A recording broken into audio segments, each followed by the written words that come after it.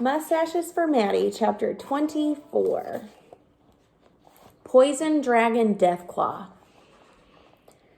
Did Cassie invite you to her swim party? I asked Lexi as we walked out of Mrs. Baker's class for our first recess. I had wanted to ask her sooner, but her bus had been late to school. Lexi looked at me confused for a few moments. No, she said. Why? No. And not only had Cassie not invited Lexi, but she had lied to my face, telling me that she had. Oh, I was mad. Yep, steam popping out of my head, mad. Cassie used me and then lied to me. Now I was glad I hadn't listened to her and kept playing Orcalops. I told her that she should invite you to a swim party, I said to Lexi, and she told me she would. Lexi smiled. That seemed weird while I was so mad. That's so sweet of you. Then she shrugged. But I'm not surprised Cassie didn't come through. Something inside me clicked. I really didn't care anymore if Cassie liked me. Not at all. My surgery was coming up and I didn't know how long I would be around, and I didn't want to be part of her games anymore. Come on, I said, grabbing Lexi's hand. I pulled her right over to where Cassie was walking around the path with several other girls. Lexi pulled back a little. I could tell she didn't want to go, but I was pretty determined. We're a little busy, Cassie said before I even opened my mouth. She could probably tell I was upset. Maybe now, I said. This wasn't in my imagination or anything, true story. I came over to say that I've been hanging out with Lexi more and more since you haven't been letting me hang out with you, and she's awesome. And I want to play with her whenever I can. She's super fun. We already survived crossing the Sahara together. I got some weird looks at that, but they were followed by smiles, especially by Yasmin. Anyone who wants to come hang out with us is welcome, and today we're trying out something new and awesome. It's a game. I didn't even know what I was saying, but I was mad, and I wanted to make sure I invited everyone to do something other than get wrapped up in Cassie's lies and tricks. I had to make up a game name fast, and it had to sound good. It's called Poison Dragon Deathclaw, I said. Not bad. What is that? Hannah asked. You can come over to find out, I said.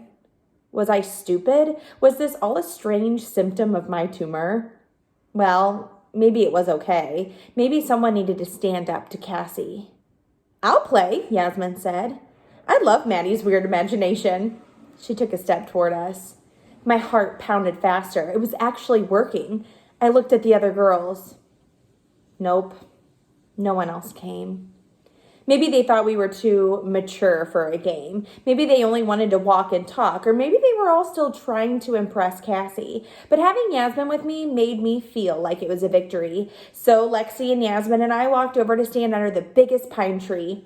I looked back over my shoulder, and yep, Cassie was definitely watching us as her group continued on the path. She wasn't staring all the time, but I caught her glancing over more than once. Okay, I said, this is how you play the game. I didn't really know what I was going to say, but before I started, I saw some 5th graders passing by. Hey guys, I waved them down. Do you want to play Poison Dragon Deathclaw with us? They looked at each other for a moment. It's super fun, try it. Thankfully, they agreed. Whatever the game I was about to make up with Cassie watching, it would look better with more people playing. Okay, so I'm the dragon. Yeah, that was a good start. I go to the middle between this tree and that one. I pointed across the field. Ideas were coming to my mind just a second before I said them. I was really glad I had practiced using my imagination a lot.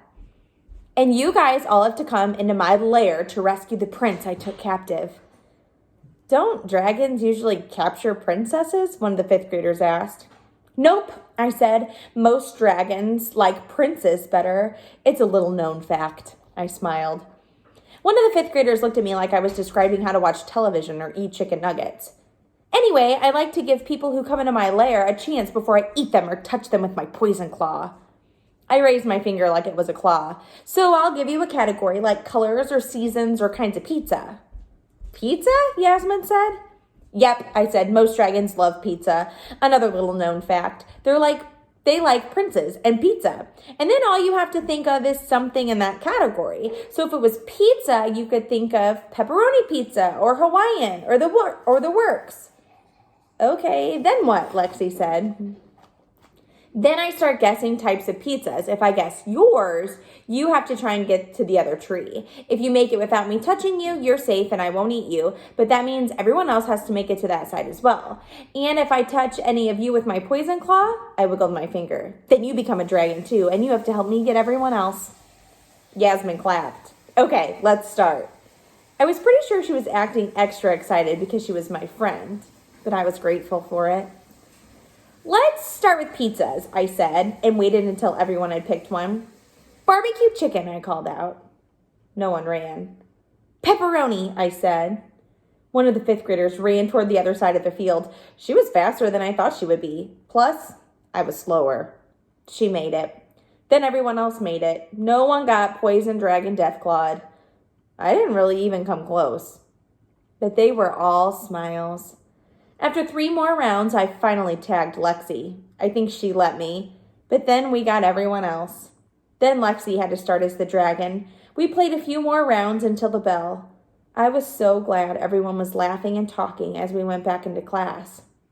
I knew Cassie was watching.